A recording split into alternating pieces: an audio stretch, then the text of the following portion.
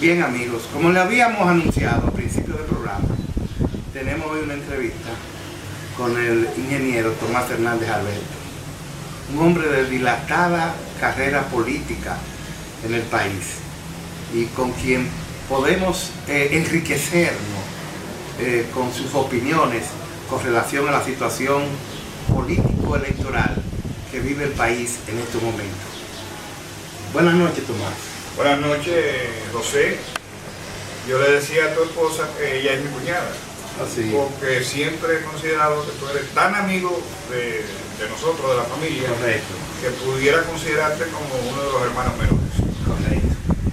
Tomás, gracias por aceptar nuestra invitación a este programa, porque yo creo que este programa se enriquece con tu participación en el día de hoy. Me gustaría que tú nos hicieras una panorámica general de la situación política electoral, porque ella nos permitirá además hacerte la subsiguiente pregunta que corresponde luego de que tú hagas ese análisis general de la situación política. ¿Cómo no? Bueno, yo pienso que el país y el mundo, pero en este caso vamos a hablar del país, realmente tiene una situación inédita, única en toda la historia. Aquí ahora se conjugan tres cosas sumamente peligrosas. La primera, obviamente, que es la pandemia.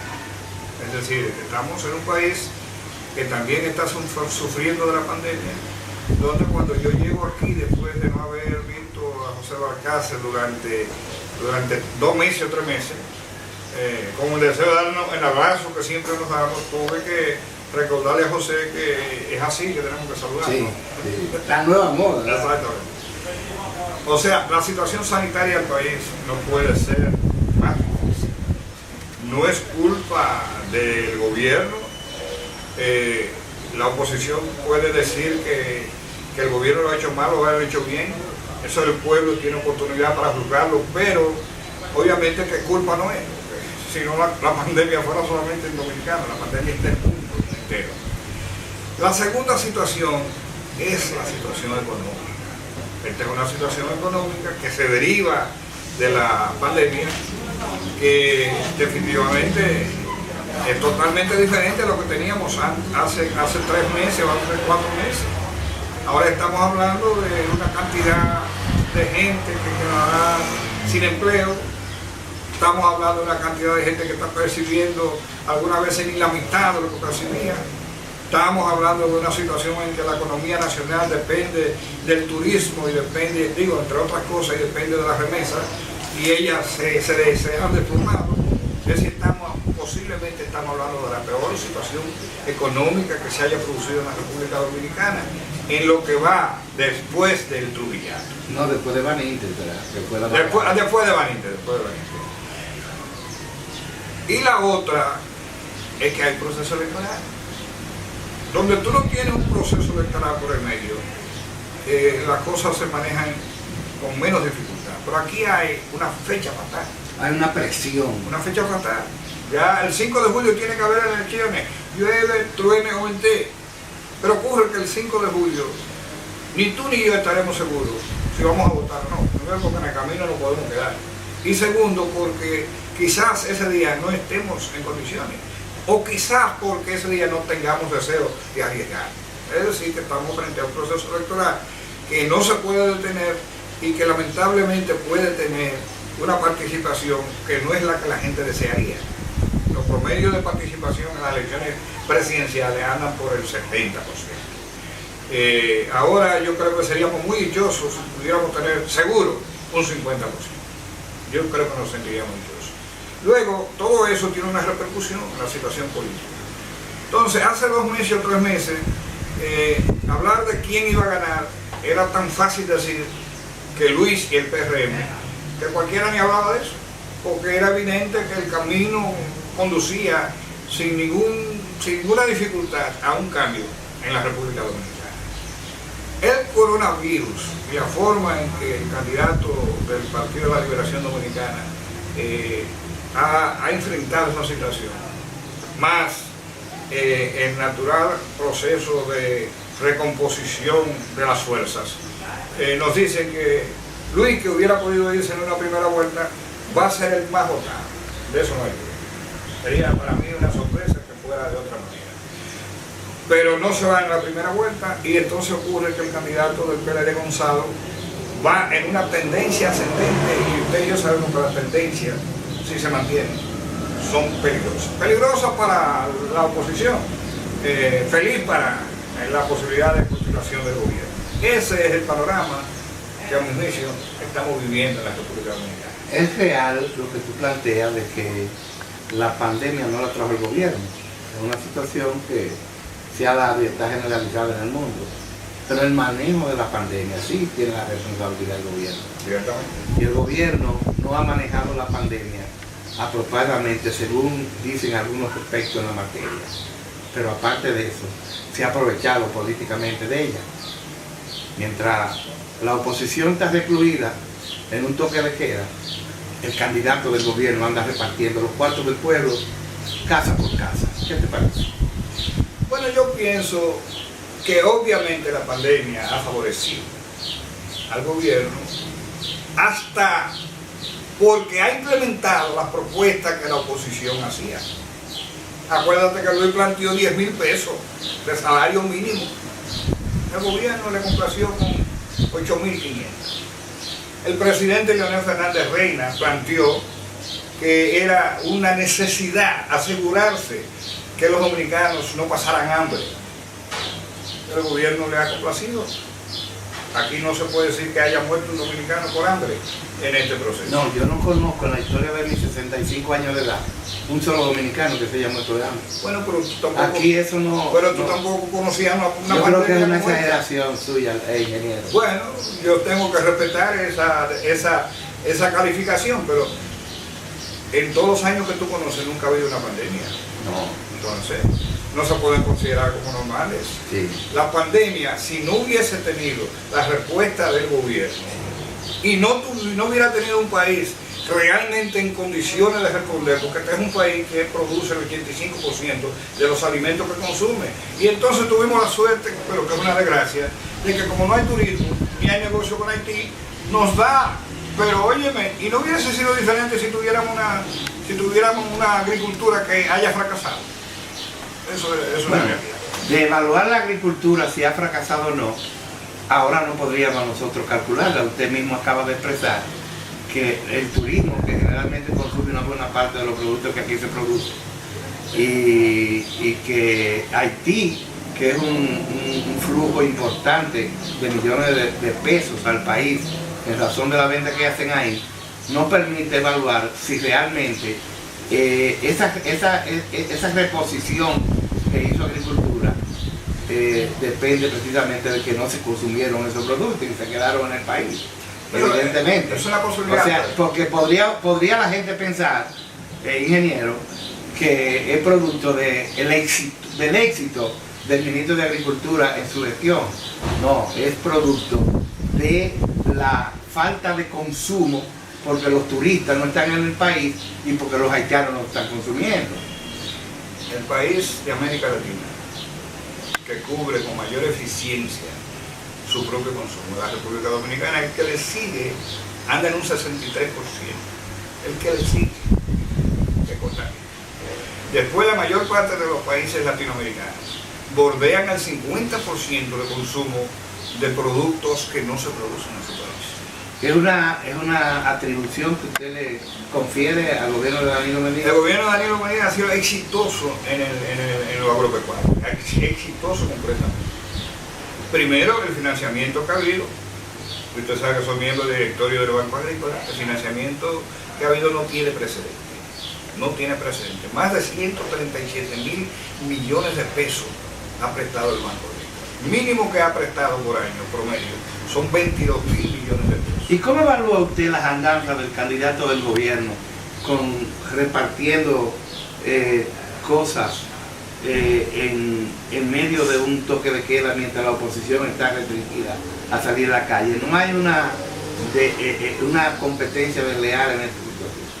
Yo creo que obviamente a la oposición le ha faltado creatividad, porque yo no sé si usted ha visto que hay grupos de gente, de jóvenes, que no necesariamente son del gobierno, que le preparan comida a los policías, le preparan comida a las fuerzas que están, y a nadie se le ocurre meterlo preso. No, pero ya eso depende de la bonachoría, o sea, de la actitud del dominicano frente a la situación. Ahora, máximo pudiera también que lo metieran preso porque le vaya a llevar comida. Bueno, no, pero no es eso, lo que yo te estoy diciendo es que ahora, si yo hubiese salido se... a repartir fundas y a dar camas y a dar colchones después de las 5 de la tarde, estuviera preso todavía. Bueno, yo pienso que lo que más se reparte, si es que se reparte, es alimento. Y a ti, si tú vas y dices esos alimentos, los llevo porque hay una necesidad allí, nadie te detiene. Habría que ver. Lo que pasa es que la oposición se ha dormido en sus laureles. Según las expresiones que puedo advertir en sus declaraciones, luce que la oposición no tiene posibilidad política. Que si las elecciones fueran a ganar a Luis. Sin embargo, porque le iba a decir eso, que sin embargo, si fuera exacto, sí, pero ahora dentro de un mes habría que esperar. Pero entonces eso quiere decir que la oposición va a estar de brazos cruzados. No, óigame, ¿qué es lo que ocurre? El voto ahora va a ser más reflexivo. La gente va, mira, lo del cambio, lo primero que es una ventaja. Significar cambio es una ventaja, porque este es un país que ha sido gobernado durante 20 años aproximadamente, 16 años consecutivos más los 4, por un solo partido y por un solo gobierno. Porque aunque fueron dos gobiernos de dos presidentes, en efecto se parecen mucho. Por lo tanto, el cansancio propio se evidencia. Y el cambio es una propuesta que favorece al candidato. Ahora, ¿qué ha pasado? Que yo creo que la oposición no ha entendido que el ejercicio de gobierno en medio de la crisis, con un hombre del talento de manejo de crisis, de Danilo Medina, obviamente se iba a modificar la situación, la iba a modificar.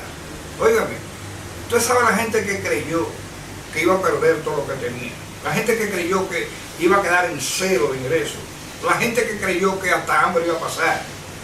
Y el gobierno ha respondido, y ha respondido porque eso es lo que tiene que hacer un gobierno. Eso es lo que tiene que hacer un gobierno. Si Luis hubiese sido el presidente, seguro que también hace lo propio. ¿Qué papel le asigna usted al doctor Leonel Fernández Reina en este proceso? Mire, el doctor Leonel Fernández Reina va a sacar menos votos que lo que él tiene. Tengo que aplicarlo eso. ¿Eso es cuánto? ¿Usted lo tiene cuantificado? El doctor Leonel Fernández Reina representa en la realidad entre un 15 y un 20% en la realidad. ¿Un 15? Y un 20%. Esa es la realidad que yo... De los votos generales. De los votos generales. De la votación. Entonces déjeme decirle qué es lo que ocurre. Y usted es un experto en política. Estoy hablando con un comunicador que es un experto en política. ¿Qué ha ocurrido? En la medida en que se acerca el día de la elección, la tendencia a la polarización desmejora el que está en un tercer lugar. Esa es la lógica de la política. ¿Entiendes? Leonel no se retira porque es entendible que no se retire porque aunque no saque lo que él podría sacar, yo creo que Leonel va a quedar entre un 8 y un 10%, no más. Pero no porque no tenga más fuerza, es porque él es un tercer lugar en un país que está acostumbrado a la polarización. Es por eso que quiero dejarlo bien claro. Porque Leonel es un hombre con un liderazgo claro en este país. Pero tiene esa cosa en contra. Ahora él tiene que ir. Si yo fuera Leonel y fuera Luis, buscara una alianza desde la primera vez. Pero Leonel no le conviene, porque su capacidad de negociación es mucho más grande que una segunda vuelta. ¿Usted entiende, ingeniero, que la corrida de la gente que no va a votar por Leonel Fernández se va hacia el PLD de nuevo? Una parte, pero otra parte se va al PRM también. Sí, porque no se olvide usted que el PRM tiene todavía espacio, que puede seguir ganando. ¿Y su papel entonces en lo que usted pronostica una segunda vuelta? ¿Cuál sería el papel entonces de Leonel Fernández ahí? Si luego de pasadas las elecciones quiere obtener lo que usted le asigna, ese 8%. Se sabe que apoyará a Luis, pero no va a llevarle un 8% a Luis porque una buena parte del PLDismo todavía piensa que es más fácil arreglarse. Una buena parte, pero yo estoy poniendo un 2%. es posible que coja para acá y un 6% es posible que coja para allá. Ahora bien, la negociación trae como consecuencia disgustos en sectores del PRM que pudieran expresarse no tan monolíticamente como se van a expresar en la primera vuelta. La negociación en la segunda vuelta con Leonel. Sí, puede producir ese efecto. Explíquelo. Muy sencillo. Usted y yo sabemos, y yo hablo con transparencia, usted y yo sabemos las posiciones que tienen sectores del Partido Revolucionario Moderno en el sentido de que no caben juntos con Leonel Fernández, por razones históricas. Yo no creo en eso porque usted y yo sabemos que el enemigo de ayer es el amigo de hoy. Hipólito Mejía se ha pronunciado de manera muy distinta a lo que hacía de Leonel. Sí. Se ha ido morigerando su posición pero en ese sentido, ¿de quién con era? una inteligencia política que yo realmente me sorprende. David Collado, ¿a quién pertenece? Al PRM. Sí. David Collado está integrado a la campaña. Él está ayudando a Carolina, no sé si está integrado o no. No está integrado a la campaña. No está integrado a la campaña. Uno no se puede engañar. Su grupo económico que lo sostiene, quería de jura a Dios que él fuera vicepresidente. Pero Luis, en su albedrío, entendió que tenía que ser Raquel. ¿Entiendes? Y yo creo que hizo una buena elección. Pero este muchacho, no dicho con términos despectivos, sino por lo joven que es, ¿entiendes? Y la suerte que ha tenido, que también significa que tiene condiciones. Dicen que la suerte es una condición histórica, la chepa. Bueno, la chepa no, pero... Porque él usted lo saca para la Jabón y la Jabón no sabe quién es. Sí, pero usted lo mide en las encuestas y es creo que el mejor volador. Bueno, las encuestas que hace... De lo menos yo. Exacto. Pero él representa. Un 3% mínimo representa. Eso es una realidad. Debe tenerlo. Debe tener. Entonces usted se pone a ver al sector del expresidente, que yo no sé por qué usted lo mencionó, porque yo dije que había sectores. El nombre es un causa. Pero como usted lo menciona... Yo no tengo problema con eso. Mire, ahí usted tiene que entender que... oiga, ¿qué le ocurriría? Porque usted tiene que estar claro qué es lo que ocurriría. En una alianza donde Leonel participa junto a Luis. Ahora Hipólito es la segunda figura. Pasa ahí a ser la tercera figura. ¿Usted está entendiendo? Eso tiene una repercusión en un ser humano. Y yo lo dudo que él tome ninguna medida. Pero hay gente al lado de él que no toleran eso. Entonces ahí va a haber un revoltillito. ¿Entiendes? Entonces depende de cómo se maneje el candidato del PRM y de cómo se siga manejando o no el candidato Por eso yo digo que aquí no se sabe quién es el ganador. Si partimos de los análisis que usted hace... acuérdese que son bisanas. Sí, claro. No significan que es una verdad de pero negro nubarrones desde su punto de vista se pierden sobre las posibilidades electorales del PRM. No lo creo. Analíceme la intervención. No lo creo. Yo creo que el PRM todavía es el que hay que ganarle. Oiga bien, todavía es el que hay que ganarle. Ahora usted no puede negar que estamos frente a un gobierno que sabe hacer lo que hay que hacer. Usted sabe que aquí lo más... No, y hacer más de lo que debe hacer, básicamente. Bueno. Porque hacer lo que hay que hacer lo haría cualquier gobierno. Bueno. Pero esta gente son capaces de hacer más de lo que hay que hacer. Puede, y más de lo que se puede hacer. Y puede. más de lo que éticamente se puede hacer. Puede. Yo no voy a defender partes que no se pueden defender. Pero usted sabe que saben hacer lo que hay que hacer. Yo no le estoy dando carácter de moral ni de moral. Es hasta bueno los presagios que usted hace, ingeniero, porque pone en advertencia a los PRMistas. Pero efectivamente... ellos debieran agradecer ese tipo de pronunciamiento. No, pero que es así. Porque le da una alerta. Es que es así. Y déjeme decirle que yo soy un hombre del PRD, pero yo fui el que planteé, y lo hice una vez en su programa, que históricamente lo que el PRD tenía que hacer era juntarse con el PRM y con toda la fuerza peñagomista de la República Dominicana para formar un frente que por sí solo generara credibilidad, que no obligara al PRM a tener que procurar fuerza en otro lugar. A propósito, eso lo dije yo. Sí, cierto. Bien, hace un año que dije eso. Sí, a propósito, ingeniero, y esa corrida que se está dando de PRDista para el PRM, ¿usted lo ve como un asunto natural? No es natural. Lo que pasa es que tenemos un presidente de partido que es un excelente funcionario de gobierno, pero es un torpe y fracasado manejador de la situación interna del Partido Revolucionario Dominicano. Usted y yo sabemos que es verdad que no tiene con qué haber complacido a todo el mundo, pero usted y yo sabemos también que si usted no le puede dar un empleo, pero lo recibe con cariño, lo recibe con afecto, le da una ayuda puntual, le dedica tiempo, le hace entender que no ha podido llegar, pero él no sabe hacer nada de eso, no sabe, y tiene un equipo que no es PRDista, ¿entiende? Que lo ha acorralado también, porque él tiene dirigentes buenos, que ahora se vinieron para acá, para el PRM, que se cansaron de que otros le pasaran por encima. Vi ahí dirigentes importantes, muy conocidos, del sur del país, que había uno que era viceministro de... No, y que parecía que jamás se iba del lado. ¿Cómo se llama? Henry Serrano.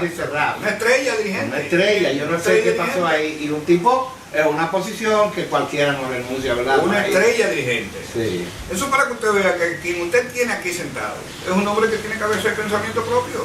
Óigame, el fracaso del Partido Revolucionario Dominicano es tener a Miguel Vargas Maldonado como presidente.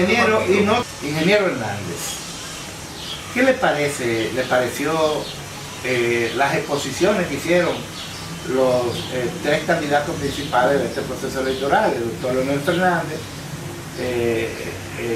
Luis Abinader y Gonzalo Castillo? ¿Usted me puede dar una valoración breve de cada uno, de su parecer y las condiciones que mostraron en esa? Claro que ahí está Leonel Fernández, pero bueno. Mire, usted tiene que ver que la intervención fue auspiciada por un sector empresarial. Yo creo que tanto Leonel como Luis hablaron para los empresarios. A ella no le importaba. Ese era el escenario. Claro. Y no le importaba, porque por ejemplo Luis se sabe bien por sí. Y Leonel sabe que él no tiene cosas. Entonces ellos hablaron buenos discursos para ese sector. El pueblo llano no entiende ese discurso. El pueblo llano. Aunque alguna vez el llano entiende más que Eso subestimar demasiado a la gente, el pueblo. No, pero el pueblo llano, economía circular. Son lenguajes de gente que tiene. Bueno, yo inmediatamente me fui a Google, a preguntarle a Google, háblame de economía circular. Yo tengo que admitir que yo sí lo sabía porque yo tengo una maestría en economía agrícola. Ya.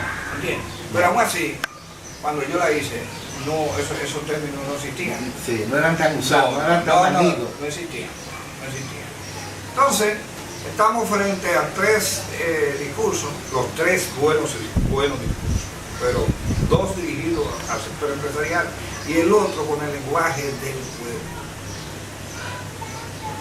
¿Tiene problema el candidato del PLD con los sectores empresariales? No, él es el candidato de los sectores empresariales en sentido general.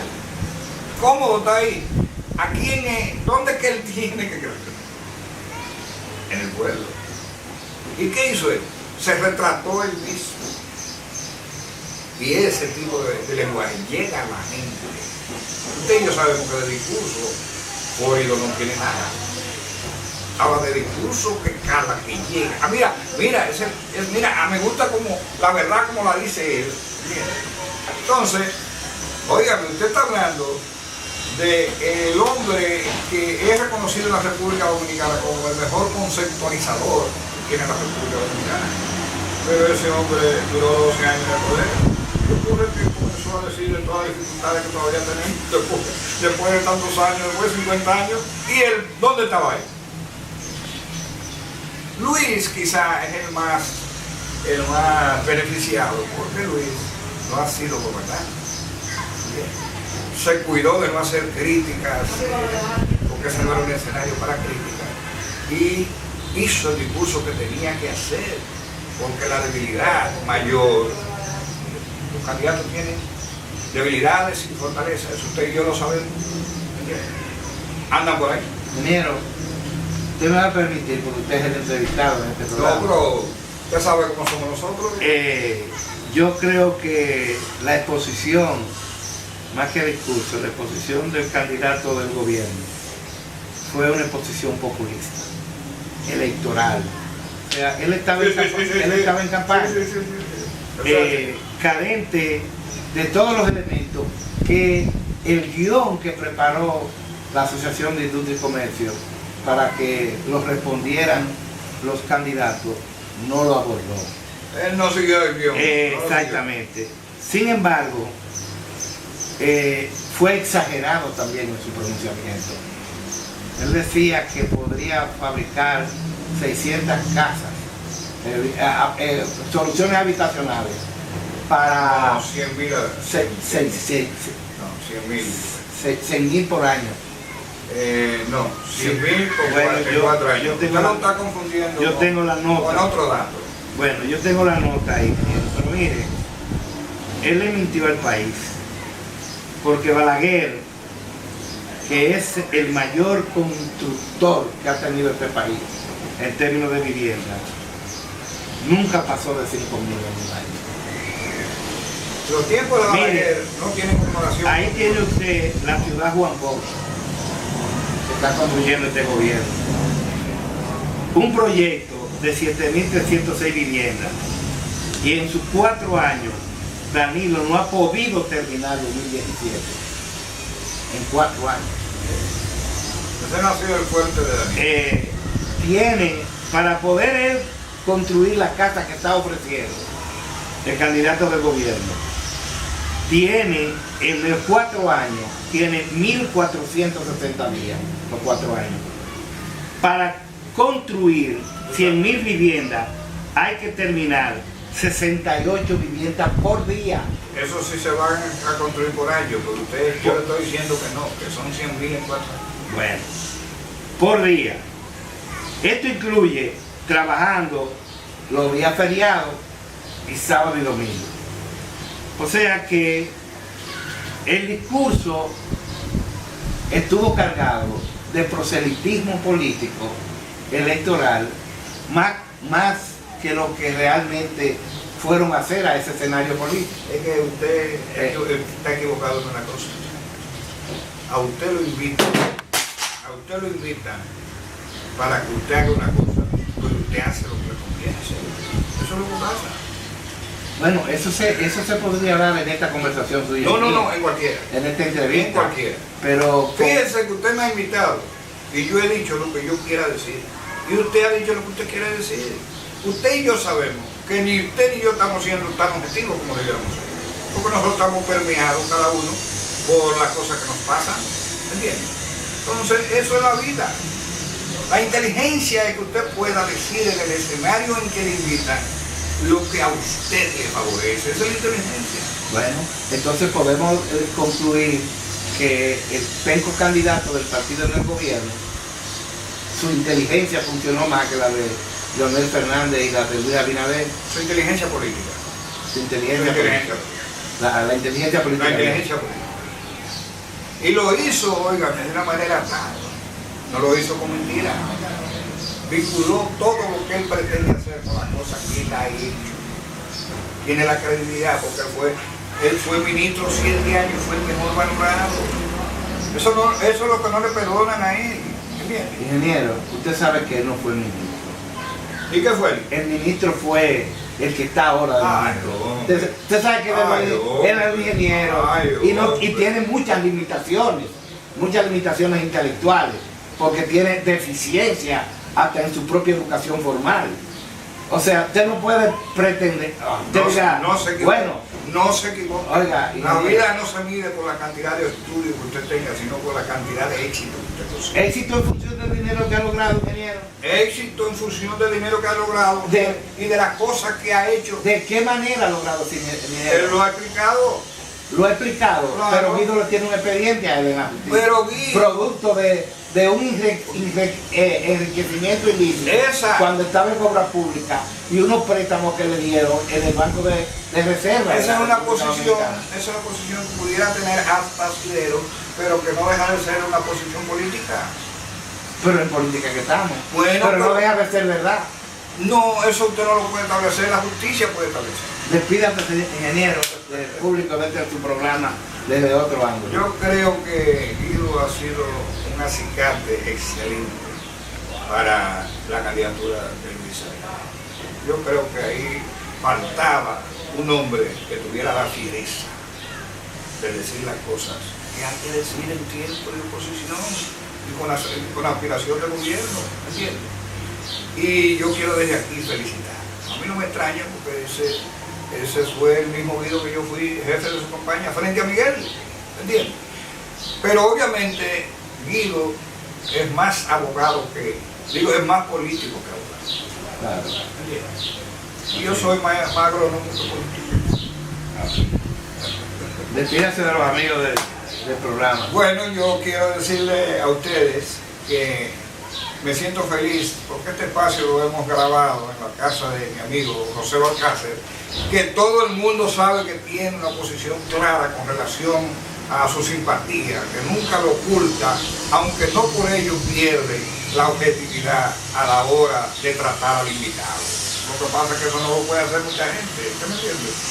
Entonces yo me siento más que complacido, me he sentido con libertad absoluta de decir todas las cosas que yo entienda, que no significa que sean verdades perogrullos, pero que son mis verdades, que las expongo con respeto, con consideración y sabiendo que lo más importante no es que yo pueda estar de un lado o que usted pueda estar del otro. Lo más importante es que la nación dominicana entienda que podemos estar en diferentes escenarios, pero podemos conversar, hablar y juntarnos con las cosas que son buenas para el país. Finalmente, ingeniero, sus relaciones con el ingeniero Vargas, presidente de su partido. Mire, si usted lo ve, si usted nos viera, usted diría, no, por el pan de paño y manteles, porque él es un hombre agradable, un hombre simpático, es un canciller. Por lo tanto, si alguna vez nos encontramos, yo nunca he estado en su despacho, porque nunca me ha invitado. Me ha invitado y después ocurre que cuando yo quiero ver, no lo encuentro, ¿entiendes? Pero a mí eso no me extraña, porque él ha sido así siempre, ese es su problema como político, ¿entiendes? Yeah. Pero eso no me quita a mí que yo tenga que decir que cuando fue ministro de la República, era Miguel el que resolvía en la República. Cuando fue director de la CAS, resolvió y ahora se ha constituido un ministro sin precedente en las relaciones exteriores. Pero no puedo por eso decir que en la conducción de mi partido haya hecho lo mismo. No, en la conducción de mi partido, él prácticamente ha preparado la tumba donde se podría enterrar al Partido Revolucionario Dominicano. Bien, señores, espero que hayan disfrutado esta intervención del ingeniero Tomás Hernández Alberto, un hombre que habla con franqueza, que es frontal, y esos son los tipos de entrevistas que a ustedes yo sé que les gusta ver. Seguimos con Desde Otro Ángulo.